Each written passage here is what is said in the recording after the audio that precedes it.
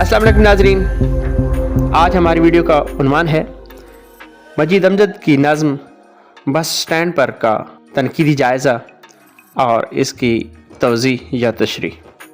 अगर आप इस चैनल पर नए हैं तो चैनल को सब्सक्राइब और वीडियो को लाइक ज़रूर कीजिएगा। नाज़रीन, अगर हम गौर से देखें तो हमें उर्दू नज़्म के कैनवस पर मजीद अमजद एक मुनफरिद शायर के तौर पर नज़र आते हैं। उर्दू नज़्म की तरक्की में उनका किरदार अहम है। ख्वाजा मोहम्मद ज़करिया के बकौल मजीद अमजद का कलाम मियार और मिकदार दोनों एतबार से बेमिसाल है। जितना तनावो उनके यहाँ पाया जाता है वो उर्दू के किसी जदीद शायर के यहाँ मौजूद नहीं।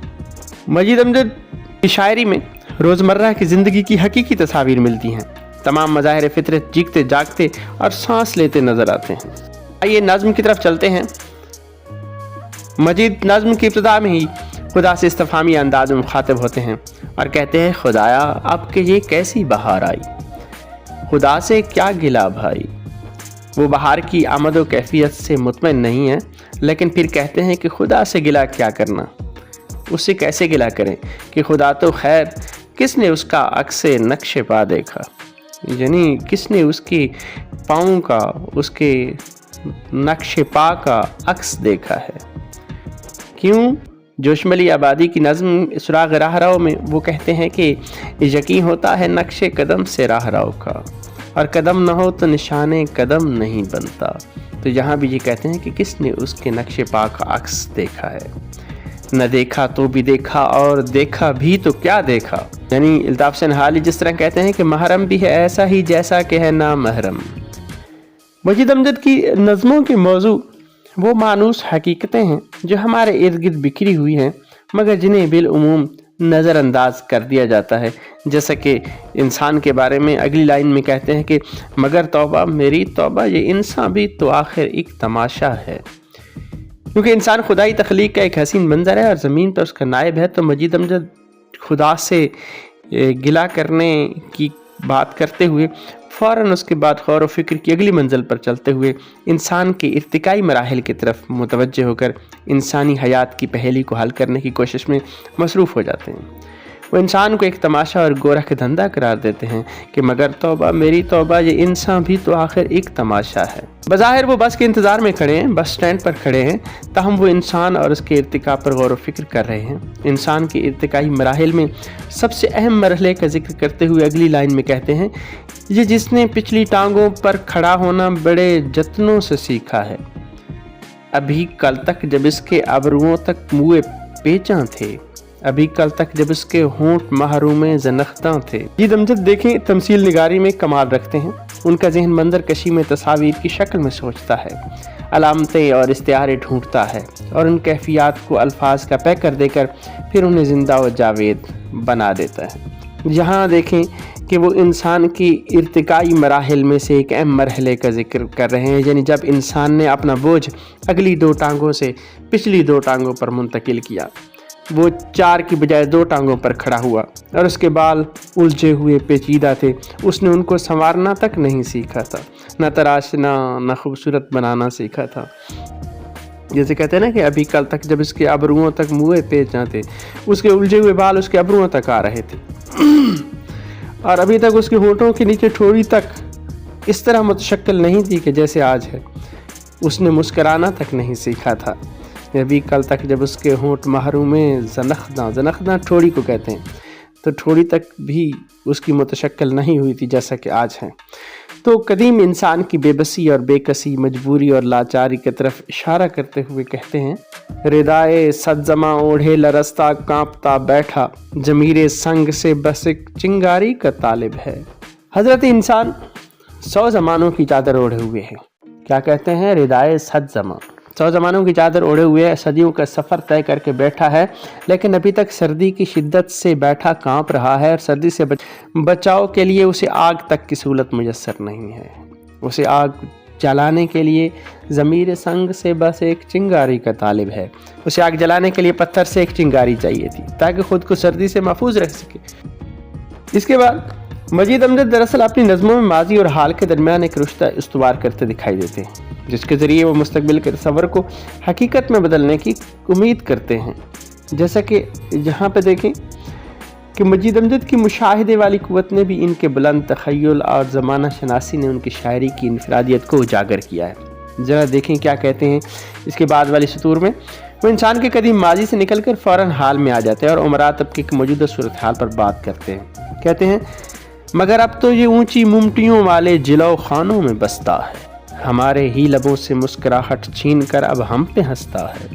اب انسان امراء کی صورت میں عالیشان اور گنبد نما، یعنی ممٹی جو ہے عمارت کے اوپر جو گنبد بنا ہوتا ہے، گنبد نما عمارت ہوتی ہیں، وہ عالیشان اور گنبد نما عمارتوں میں رہتا ہے، ان میں رہائش پذیر ہے۔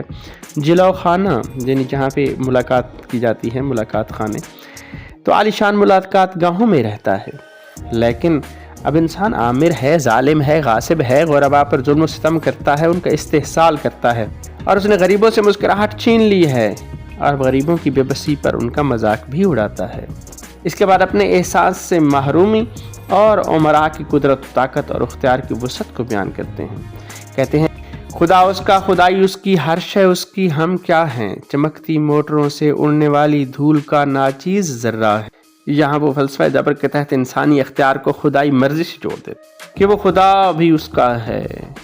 جب خدا کا نائب ہے تو خدا اس کا ٹھہرا، خدائی اس کی ہے۔ انسانوں میں ایک طبقے کو اتنے اختیارات دے دیے ہیں کہ اب وہ خدا بن بیٹھا ہے اور ان اختیارات کو ہی خدائی سمجھتا ہے، اور اس کے مقابلے میں ایک طبقہ غرباء کا ہے، وہ اپنے آپ کو ان کے مقابلے میں کچھ نہیں سمجھتے اور ان کی عالیشان گاڑیوں کے پہیوں سے اڑنے والے دھول کا ایک ناچیز ذرہ ہیں کہ جس کی کوئی اہمیت نہیں ہوتی۔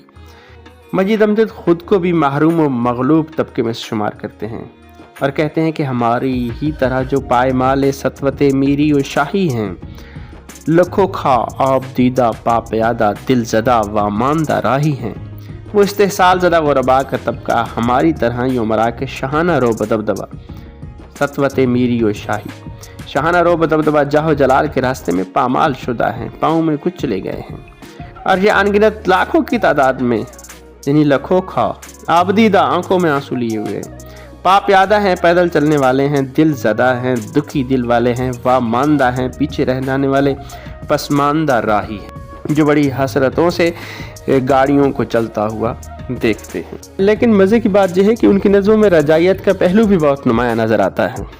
مجید امجد اس ہمت شکن استحصال کے بیان کے بعد قاری کو نا امیدی کی طرف نہیں جانے دیتے اور اس امید کے دامن سے وابستہ رکھنا چاہتے ہیں۔ کہتے ہیں جنہیں نظروں سے گم ہوتے ہوئے رستوں کی گم پیمال لکیروں میں دکھائی دے رہی ہیں آنے والی منزلوں کی دھندلی تصویریں، کہ جو غریب ہیں، غرباء ہیں، آبدیدہ ہیں، راستے ان سے گم ہو رہے ہیں، تھکے ماندے ہیں، لیکن پھر بھی ان کی نظروں میں ہمت ہارنے کی بجائے آنے والی منزلوں کی دھندلی تصویریں دیکھی جا سکتی ہیں، جنہیں وہ سنبھالے ہوئے ایک امید پر آگے بڑھ رہے ہیں کہ کسی دن منزل پر جا کر رکیں گے۔ مجید امجد کا قاری ذہن میں آنے والے دنوں میں خوشحالی کی امید جگاتے ہوئے کہتے ہیں کہ ضرور ایک روز بدلے گا نظام قسمت آدم، بسے گی ایک نئی دنیا، سجے گا ایک نیا عالم، شبستان میں نئی شمعیں، گلستان میں نیا موسم۔ تو یہ 3 مصرے ہیں، ان میں وہ کہتے ہیں کہ ضرور ایک دن ایسا آئے گا کہ یہ بوسیدہ اور ظالمانہ نظام، انسان کی قسمت کا نظام بدل جائے گا، ایک نئی دنیا بسے گی، ایک نیا عالم سجے گا، اندھیروں سے اٹے غرباء کے گھروں کی خوابگاہوں میں بھی نئی شمعیں روشن ہوں گی، وہاں بھی روشنیاں ہوں گی، اور ان کے خزاں زدہ گلستان میں بھی نیا موسم آئے۔ لیکن اتنی امید جگانے کے بعد فطری طور پر اس دور کے آنے کے انتظار میں شدت کی کیفیت طاری کرتے ہوئے سوال کرتے ہیں کہ ورت اے ہم نفس جانے کب آئے گی، وہ فصل دیر رس جانے کب آئے گی، یہ 9 نمبر کی بس جانے کب آئے گی۔ یہ آخری 3 لائنیں ہیں کہ ہم تو منتظر ہیں، لیکن وہ موسم، وہ رت، وہ دیر سے پہنچنے والی بہار جانے کب آئے گی۔ مجید امجد اس کے بعد اپنی پہلی اصلی کیفیت کی طرف پلٹتے ہیں کہ وہ بس کے انتظار میں بس سٹینڈ پر کھڑے تھے، اس لیے کہتے ہیں کہ یہ 9 نمبر والی بس کب آئے گی، یہ 9 نمبر کی بس جانے کب آئے گی۔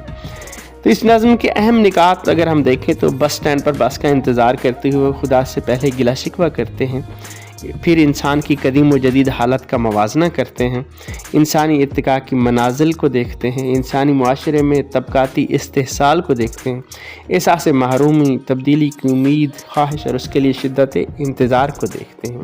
مجید امجد کی اکثر نظمیں اگر آپ دیکھیں تو گاؤں اور چھوٹے شہروں کے ماحول پر ہیں، سوائے کچھ نظموں کے جو بڑے شہر کے ماحول پر ہیں، جن میں یہ ایک نظم بس سٹینڈ پر بھی شامل ہے۔ تو یہ رہا اس نظم کی تشریح، توضیح، تنقیدی جائزہ۔ اگلی ویڈیو تک کے لیے اللہ حافظ۔